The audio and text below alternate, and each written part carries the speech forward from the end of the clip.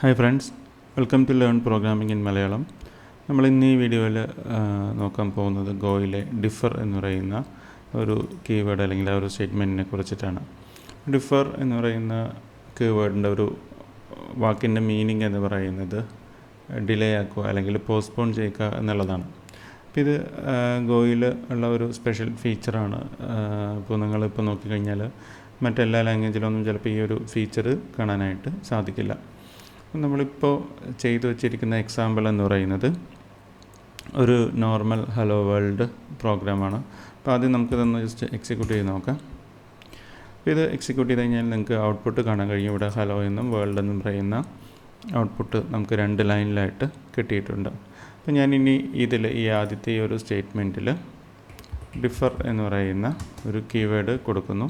അപ്പോൾ അതിന് ശേഷം ഒരു സ്പേസിലാണ് നമ്മൾ എക്സിക്യൂട്ട് ചെയ്യേണ്ട സ്റ്റേറ്റ്മെൻറ്റ് കൊടുക്കുന്നത്. പിന്നെ നമ്മൾ ഈ പ്രോഗ്രാം ഒന്നും കൂടി എക്സിക്യൂട്ട് ചെയ്ത് നോക്കിയിട്ട് അതിൻ്റെ ഔട്ട്പുട്ട് എങ്ങനെയാണ് മാറുന്നത് എന്ന് നോക്കുക. ഇപ്പോൾ നമുക്കിവിടെ കാണാനായിട്ട് സാധിക്കും, ഈ വേൾഡ് എന്ന് പറയുന്നതാണ് നമുക്കിവിടെ ആദ്യം വന്നിട്ടുള്ളത്. ഈ ഹലോ എന്ന് പറയുന്നത് രണ്ടാമതാണ് വന്നിട്ടുള്ളത്. പക്ഷേ കോഡിൽ നേരെ ഓപ്പോസിറ്റായിട്ടാണ് ഇത് കിടക്കുന്നത്.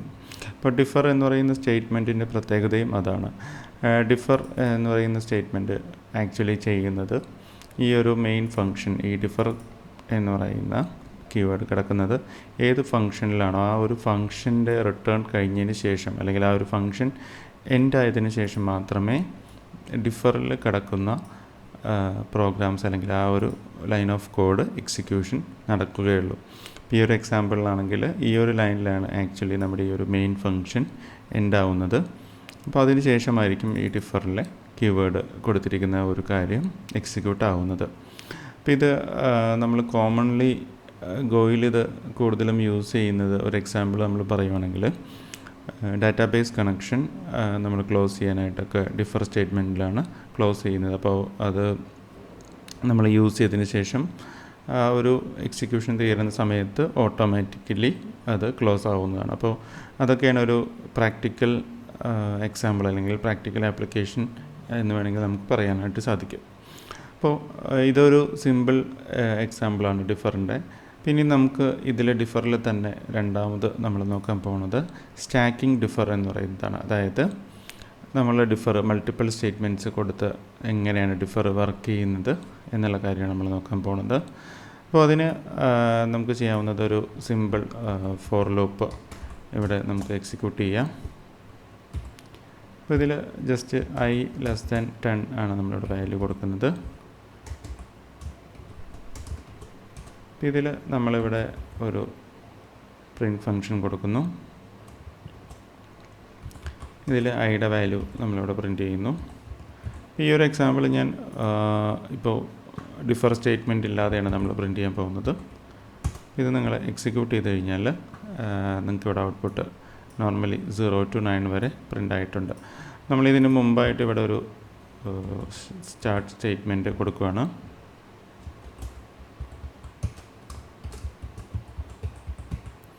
അതുപോലെ തന്നെ ഈ ഒരു ഫോർ ലൂപ്പിന് പുറത്തായിട്ട് നമ്മളൊരു എൻഡ് സ്റ്റേറ്റ്മെൻറ്റും കൊടുക്കുന്നു.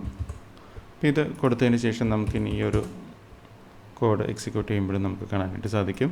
സ്റ്റാർട്ട് വരുന്നു, അതിനുശേഷം നമ്മുടെ ഈ ഫോർ ലൂപ്പ് എക്സിക്യൂട്ട് ആവുന്നു, അതിന് ശേഷമാണ് എൻഡ് പ്രിൻ്റ് ആയിരിക്കുന്നത്. പിന്നെ നമ്മൾ ചെയ്യാൻ പോകുന്നത് ഈ ഒരു ഫോർ ലൂപ്പിനകത്ത് കൊടുത്തിരിക്കുന്ന സ്റ്റേറ്റ്മെൻറ്റിന് നമ്മൾ ഡിഫർ കീവേഡ് ആഡ് ചെയ്യുകയാണ് ചെയ്യുന്നത്. പിന്നെ ഈ ഔട്ട്പുട്ട് എങ്ങനെയാണ് മാറുന്നത് എന്ന് നോക്കുക.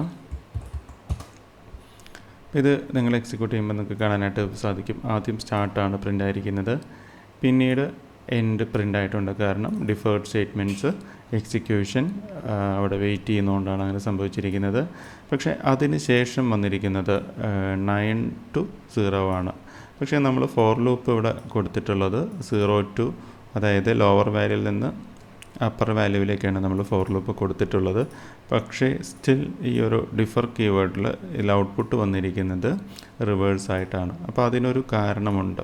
കാരണം നമ്മൾ മൾട്ടിപ്പിൾ ഡിഫർ സ്റ്റേറ്റ്മെൻറ്റ്സ് യൂസ് ചെയ്യുമ്പോൾ അതൊരു സ്റ്റാക്ക് പോലെയാണ് വർക്ക് ചെയ്യുന്നത്. അപ്പോൾ സ്റ്റാക്കിനെ നിങ്ങൾക്ക് വേണമെങ്കിൽ ഒരു എക്സാമ്പിൾ പറയുകയാണെങ്കിൽ നമ്മളിപ്പോൾ ഒരു ബോക്സിൽ കുറേ പ്ലേറ്റ്സ് വൺ ബൈ വൺ ടോപ്പായിട്ട് നിങ്ങൾ അടുക്കി വയ്ക്കുകയാണെങ്കിൽ, അപ്പോൾ അതിൽ നമുക്കതൊക്കെ തിരിച്ചെടുക്കണമെങ്കിൽ സ്റ്റാക്കിൽ ഏറ്റവും ടോപ്പിൽ ഉള്ള ഒരു പ്ലേറ്റ് ആയിരിക്കും നമുക്ക് ആദ്യം എടുക്കാൻ പറ്റുള്ളൂ. കാരണം ഏറ്റവും താഴത്തെ പ്ലേറ്റ് എന്ന് പറയുന്നത് ആ ബോക്സിൻ്റെ അകത്ത് ഏറ്റവും താഴെയായിരിക്കും ഇരിക്കുന്നത്. അപ്പോൾ ഒരിക്കലും നിങ്ങൾക്കത് ആദ്യം എടുക്കാൻ പറ്റില്ല.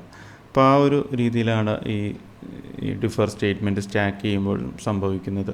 അതായത് ഇതിൽ നമുക്ക് പ്രോഗ്രാമിങ്ങിൽ പറയുന്ന ഒരു ഇമ്പോർട്ടൻറ്റ് കൺസെപ്റ്റ് ഉണ്ട്, ലിഫോ എന്ന് പറയും. അതായത് ലാസ്റ്റ് ഇൻ ഫസ്റ്റ് ഔട്ട് എന്ന് പറയും. അപ്പോൾ ആ ഒരു ഡാറ്റ സ്ട്രക്ചർ അല്ലെങ്കിൽ ആ ഒരു രീതിയിലാണ് ഈ സ്റ്റാക്കിംഗ് ഡിഫേഴ്സ് വർക്ക് ചെയ്യുന്നത്. അപ്പോൾ ഈ ഒരു എക്സാമ്പിൾ നമ്മൾ നോക്കുവാണെങ്കിൽ ലാസ്റ്റ് ഇൻ എന്ന് പറയുന്നത് ഈ ഫോർ ലൂപ്പ് എൻഡ് ചെയ്യുന്ന സമയത്ത് അവസാനത്തെ വാല്യൂ ആണ്. അപ്പോൾ ഈ ഒരു നമ്മുടെ എക്സാമ്പിളിൽ ലാസ്റ്റ് വാല്യൂ എന്ന് പറയുന്നത് 9 ആണ്. അപ്പോൾ ലാസ്റ്റ് വാല്യൂ ആയിരിക്കും നമുക്ക് ആദ്യം പുറത്തേക്ക് വരുന്നത്.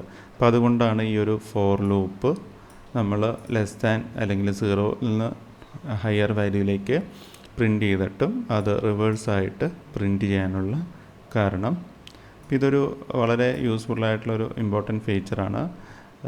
ഏറ്റവും കൂടുതലായിട്ട് നമ്മൾ യൂസ് ചെയ്യുന്നത് ഡാറ്റാബേസ് കണക്ഷൻ്റെ കാര്യത്തിലൊക്കെയാണ് കൂടുതലും കണ്ടിട്ടുള്ളത്. നമുക്ക് പക്ഷേ പ്രോഗ്രാം റിക്വയർമെൻ്റ് അനുസരിച്ചിട്ട് നമുക്ക് എവിടെ വേണമെങ്കിലും ഇത് യൂസ് ചെയ്യാനായിട്ട് സാധിക്കും. അപ്പോൾ ഈ ഫീച്ചറൊന്നും നോർമലി മിക്ക ലാംഗ്വേജിലും അങ്ങനെ അവൈലബിൾ അല്ല. ഗോ സ്പെസിഫിക് ആയിട്ടുള്ള ഒരു ഫീച്ചറാണ്. അല്ലെങ്കിൽ പല ന്യൂ ജനറേഷൻ പ്രോഗ്രാമിംഗ് ലാംഗ്വേജസിലൊക്കെ ഈ ഒരു കീവേഡ് നിങ്ങൾക്ക് കാണാനായിട്ട് ചിലപ്പോൾ സാധിക്കും.